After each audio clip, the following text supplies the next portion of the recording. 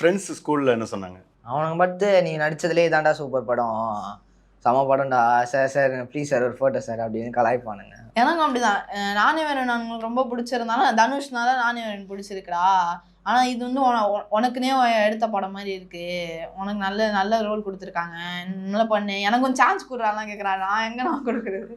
சரி, ஓகே. ஸ்கூலுக்கு போகிறீங்க. ஸ்கூலுக்கு போனால், அதாவது நான் சொல்கிறது நிஜ ஸ்கூல் இல்லை, படத்தில் வர ஸ்கூலுக்கு போகிறீங்க. கிட்டத்தட்ட உங்களை தவிர்த்து பார்த்தீங்கன்னா 64 ட்வின்ஸ் இருக்காங்க.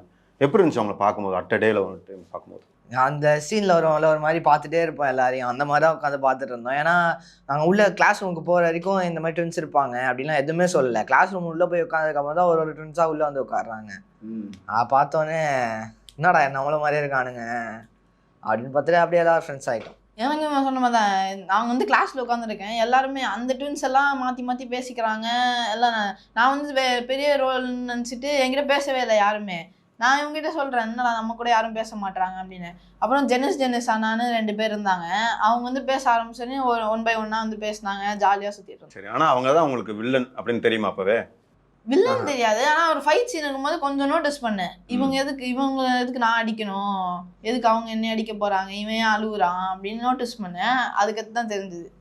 மேம்படுத்தப்பட்ட சமூக பொருளாதார வளர்ச்சியை அடைய மக்களுக்கு வழிகாட்டுவதே மக்கள் நீதி மையத்தின் முதன்மை பணி.